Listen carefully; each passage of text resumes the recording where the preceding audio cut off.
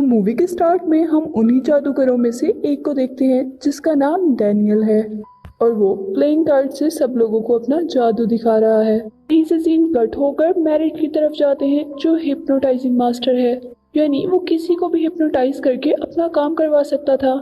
इसके बाद एंट्री होती है जैक की जो बोर्ड पर लोगों को जादू दिखा रहा था। आखिर में हमें हेनली देखने को मिलती है जो लॉस एंजलिस में अपना जादू परफॉर्म कर रही थी, लेकिन यहाँ एक मिस्टीरियस आदमी सब पर नजर रख रहा था। ये आदमी कौन है ये तो मिस्ट्री ही है जो हमें मूवी के एंड में पता चलेगी। यहाँ अब हम देखते हैं कि इन चारों को टैरो कार्ड्स मिलते हैं जिन कार्ड्स पर आई का सिंबल बना हुआ था और इस कार्ड पर एक एड्रेस और डेट भी मेंशन थी, यानी वो एक इनविटेशन था। अब वो चारों एक बिल्डिंग में पहुंचते हैं जिसका एड्रेस उस कार्ड पर मेंशन था। वहां पहुंचने पर उन्हें वो बिल्डिंग लॉक मिलती है और फिर जैक उस बिल्डिंग का ताला तोड़ता है और अंदर जाने पर उन्हें वहां पर एक रोज और एक पानी का मग मिलता है। जैसे ही रोज को उस पानी के अंदर डालते हैं तो फ्लोर में से स्मोक प्रोड्यूस होता है और साथ ही एक प्रोजेक्टर भी ऑन हो जाता है। इस प्रोजेक्टर पर उस शो का डिजाइन और डिटेल्स थी, यानी अब उन लोगों को साथ मिलकर काम करना था। और फिर ये सब यहीं पर खत्म हो जाता है और हम मूवी में एक साल के बाद इन चारों को एक साथ वेगस में शो करते हुए देखते हैं। इधर शो में हम दो और नए कैरेक्टर्स को देखते हैं, आर्थर और थेडियस। आर्थर इस शो का स्पॉन्सर है और साथ ही एक बहुत बड़ा बिजनेसमैन, और थेडियस जादूगरों के जादू को एक्सपोज करने का काम करता है और उनकी ट्रिक्स की मिस्ट्री लोगों को दिखाता है। और इस शो में भी वो एक वीडियो रिकॉर्ड कर रहा था ताकि वो इन सब को पब्लिक में एक्सपोज कर सके। शो में मैजिशियंस बहुत सी ट्रिक्स दिखाते हैं और अब उनका लास्ट ट्रिक था बैंक रॉबरी। इधर वो पब्लिक में से एक आदमी को लेते हैं और उसकी बैंक की डिटेल्स लेकर उसे स्टेज पर बुलाते हैं। स्टेज पर डैनियल उस आदमी को एक कार्ड देता है, कहता है कि इस कार्ड पर साइन करके इस शो की टिकट के साथ अपनी पॉकेट में रखो। लोग अपने जादू के जरिए उस आदमी को उसके बैंक में भेजने वाले थे और इसीलिए मैरिट और जैक उस आदमी को एक हेलमेट पहनाते हैं जिससे वो इस शो के साथ कनेक्ट में रह सकता था। फिर हेनली अपने जादू से एक टेलीपोर्टेशन मशीन स्टेज पर लेकर आती है। अब वो लोग टेलीपोर्टेशन मशीन की हेल्प से उस आदमी को उसके बताए हुए पेरिस के एक बैंक में पहुंचा देते हैं और वो आदमी सचमुच स्टेज से गायब हो जाता है। और कुछ देर बाद हम देखते हैं कि शो की एक बड़ी स्क्रीन पर वो आदमी नजर आ रहा था और वो सच में बैंक के लॉकर में था। यहाँ बहुत सारे पैसे थे। वो आदमी डैनियल की इंस्ट्रक्शंस के अकॉर्डिंग अपना साइन किया हुआ कार्ड और उस शो के टिकट्स उन पैसों पर रखता है और फिर अपने हेलमेट से एक बटन दबाता है जिससे वो सारा पैसा वेंटिलेशन पाइप्स में जाकर वहीं पर आ जाता है जहाँ शो हो रहा था। पूरा हॉल उन पैसों से भर गया था और जब लोग उन पैसों को चेक करते हैं तो वो पैसे बिल्कुल असली होते हैं। और दूसरी तरफ जब बैंक खुलता है तो वहाँ पर उन्हें पैसे नहीं मिलते बल्कि वो साइन किया हुआ कार्ड और शो के टिकट्स थे। रॉबरी की वजह से वो लोग बहुत ज्यादा फेमस हो गए थे और उस रॉबरी की वजह से पुलिस उन्हें अरेस्ट कर लेती है और इस रॉबरी केस की इन्वेस्टिगेशन का काम एक FBI एजेंट डीलन को मिलता है। अब अपनी साथी के साथ मिलकर उस आदमी से इन्वेस्टिगेट कर रहा था जिसको हॉर्समैन्स ने उस शो में यूज किया था, लेकिन यहाँ उनको कुछ भी पता नहीं चलता क्योंकि उन हॉर्समैन्स ने शो के दौरान उस आदमी को हिप्नोटाइज कर लिया था। वो अभी तक हिप्नोटाइज था। इसके बाद वो लोग हॉर्समैन से इन्वेस्टिगेशन स्टार्ट करते हैं, लेकिन वो हॉर्समैन अपनी ट्रिक और बातों से उन लोगों को बेवकूफ बनाकर वहाँ से चले जाते हैं। ऐसे पुलिस को उनके खिलाफ कोई सबूत नहीं मिलता, पुलिस भी उन्हें छोड़ देती है। किसी भी हाल में इस केस को सॉल्व करना चाहता था और जैसे ही उसे पता चलता है कि थेडियस जो मैजिशियंस को एक्सपोज करता है इस शो में था तो वो फौरन थेडियस की हेल्प लेने जाता है। उनकी बातों के दौरान अब हमें लाइनल श्राइक के बारे में पता चलता है। वो एक कमाल का मैजिशियन था पर थेडियस के एक्सपोज करने से उसका सारा करियर तबाह हो गया, लेकिन उसने हार नहीं मानी और नई ट्रिक्स बनाने लगा। में से एक ट्रिक को परफॉर्म करते हुए लाइनल श्राइक एक दिन मर गया। इधर वो थेडियस से पूछते हैं कि क्या तुम लाइनल श्राइक की मौत का जिम्मेदार अपने आप को समझते हो? कहता है बिल्कुल भी नहीं, वो सिर्फ अपनी ट्रिक की वजह से मरा था। इसके बाद थेडियस उन्हें एक्सप्लेन करता है कि कैसे हॉर्समैन्स ने वो बैंक लूटा था। वो बताता है कि उन्होंने उस आदमी को जिससे उन्होंने बैंक की डिटेल दी थी उसे पहले ही हिप्नोटाइज करके उससे डिटेल मांगी थी और फिर स्टेज के नीचे बैंक की एक सेम कॉपी बनाई गई थी। यानी वो आदमी ट्रांसपोर्ट होकर पेरिस नहीं गया था बल्कि सिर्फ स्टेज के नीचे गया था और वो पैसे जो बैंक से गायब हुए थे और यहाँ पर आए थे इस बारे में थेडियस कहता है कि शायद उन पैसों को ट्रांसफर टाइम में ही चोरी कर लिया गया होगा। उसके बदले बैंक में नकली पैसे रख दिए गए और साथ ही उस आदमी का साइन किया हुआ कार्ड और यहाँ शो की टिकट भी रख दी थी। और जो डुप्लीकेट पैसे उन्होंने उस बैंक में रखे थे वो फायर पेपर से बने हुए थे, यानी वो आसानी से जलकर वहां से गायब हो गए थे।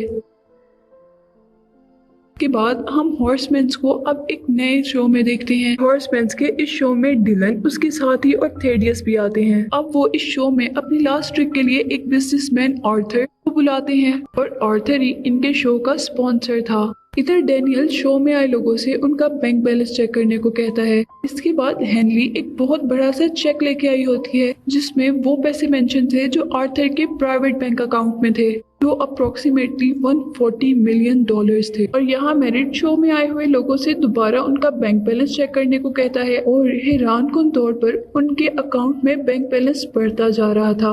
अब जितने पैसे उस शो में आए हुए लोगों को मिलते हैं उतने ही पैसे उस आर्थर के अकाउंट से कम हो रहे थे और ऐसे उस शो में आए हुए लोगों को सारे पैसे मिल जाते हैं। आर्थर का बैंक बैलेंस 0 हो जाता है।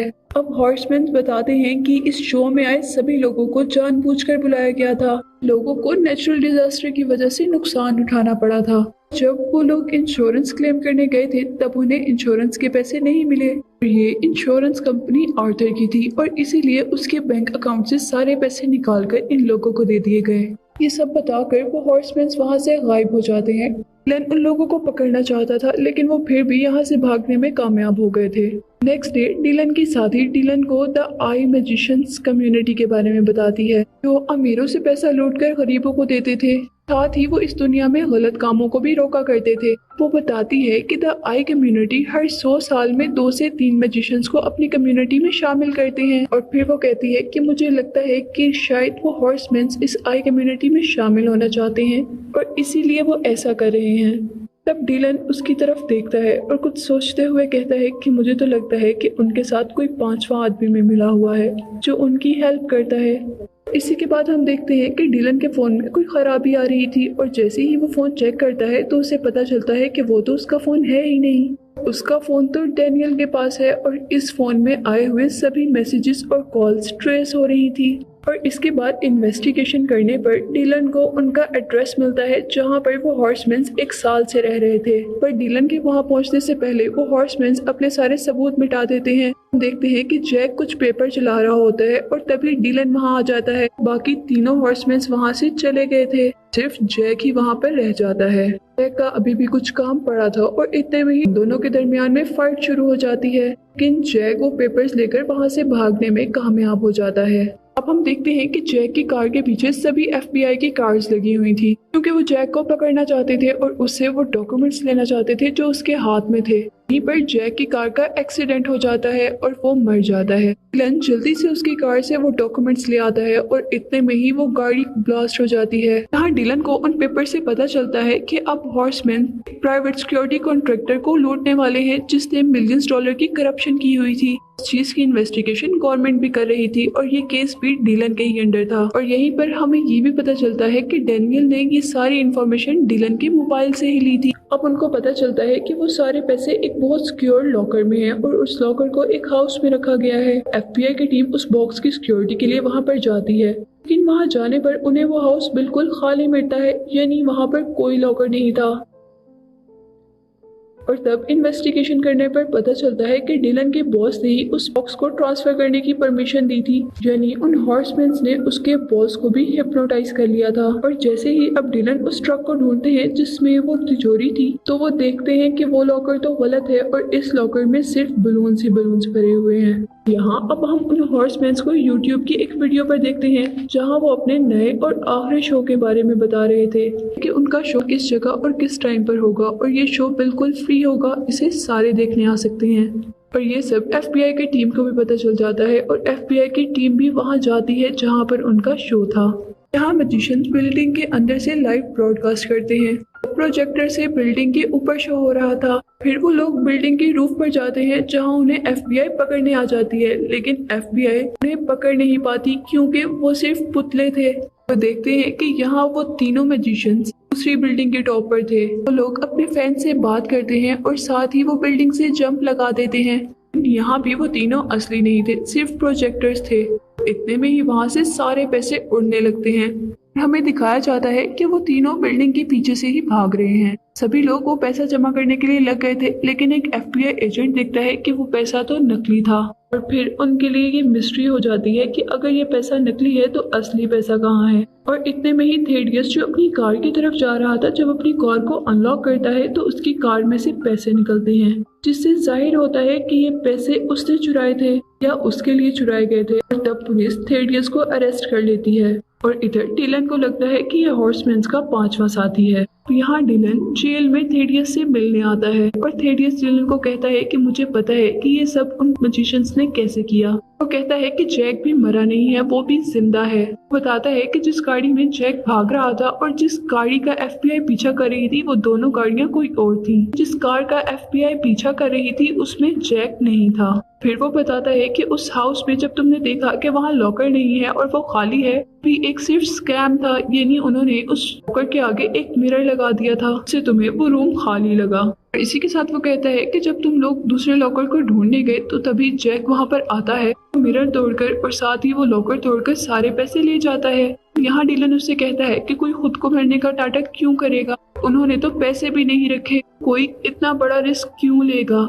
इस बात पर थेडियस कहता है कि यही सिर्फ एक बात है जो मेरी समझ में नहीं आ रही। डिलन अब थेडियस से कहता है कि मुझे सारी कहानी समझ आ गई है। यहाँ जब थेडियस वहाँ से पीछे मुंह करता है तो मूवी की मिस्ट्री खुलती है। डिलन एकदम से वहाँ जेल से बाहर चला जाता है और उसे कहता है कि शायद तुम्हारे से किसी ने बदला लिया है, लायनल श्राइक का, जिसको तुमने एक्सपोज किया था और जिंदगी बर्बाद की थी। वो बताता है कि वो लॉकर जो उस इंसिडेंट के टाइम पे यूज हुआ था, उसको अल्कोहल कंपनी ने उस बैंक के लिए बनाया था जिस बैंक को अब हॉर्समैन्स ने लूटा था। उस लॉकर की खराबी की वजह से लायनल श्राइक मर गया था। लायनल श्राइक के मरने के बाद उसकी फैमिली के लिए बिजनेसमैन आर्थर की कंपनी ने इंश्योरेंस क्लेम नहीं किया था और इसीलिए उस आदमी ने आर्थर के भी बैंक से वो पैसे निकाल लिए और इन हॉर्समैन्स ने इन सबको लूटकर लायनल श्राइक का बदला लिया है। इन सब ने तुम्हें फंसाया है। और इसी के बाद जब थेडियस कुछ सोचने के लिए पीछे मुड़ता है तो अचानक डिलन बाहर आ जाता है, जिससे मूवी की मिस्ट्री खुल जाती है कि यही 5वां हॉर्समैन है। हमें ये भी पता चलता है कि डिलन ही लायनल श्राइक का बेटा है और उसी ने ये सब अपना और अपनी फैमिली का बदला लेने के लिए किया था। और जो मूवी के स्टार्ट में हमने एक मिस्टीरियस आदमी को देखा था जो उन चारों पर नजर रख रहा था, वो भी यही था। ये चारों हॉर्समैन अब लॉस एंजलिस जाते हैं, जहां उन्हें लायनल श्राइक का एक ट्री मिलता है जिसके अंदर आई का सिंबल बना हुआ था। और वो जैसे ही चारों अपने अपने कार्ड्स उसमें लगाते हैं, तभी वो देखते हैं कि वहाँ पर सारी लाइट्स, सॉन्ग्स, स्विंग्स ऑन हो गई हैं। और यहाँ पर अब उन्हें डिलन मिलता है, जिसे देखकर वो बहुत खुश हो समझ जाते हैं कि डिलन ने ही उन सबको इकट्ठा किया था। डिलन ही वो 5वां हॉर्समैन है और डिलन भी आई कम्युनिटी के लिए काम करता है और अब डिलन उन सबको आई कम्युनिटी में वेलकम कहता है। इसी के साथ ये मूवी यहीं पर एंड हो जाती है।